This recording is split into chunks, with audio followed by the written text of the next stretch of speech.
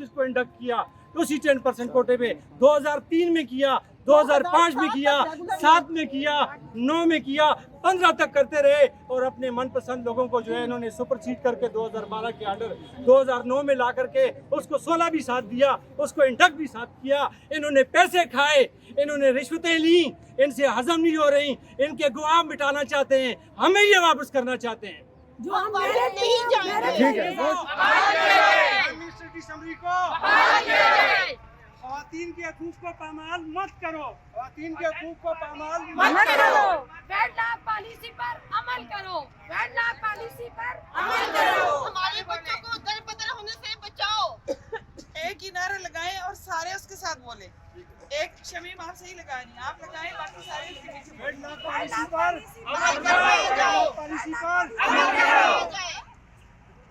Wetland policy पर अमल करो। Wetland policy पर अमल करो। वेटलैंड पॉलिसी पर अमल करो। वेटलैंड पॉलिसी पर अमल करो। वेटलैंड पॉलिसी पर अमल करो। ख़वातीन साथ-साथ का इस्तेहसाल अमल करो। ख़वातीन साथ-साथ का इस्तेहसाल बंद करो। ख़वातीन साथ-साथ का इस्तेहसाल बंद करो। ख़वातीन साथ-साथ का इस्तेहसाल बंद करो। डिप्यूटेशन ऑर्डर कैंसिल करो, कैंसिल करो। Deputation order deputation order cancel करो।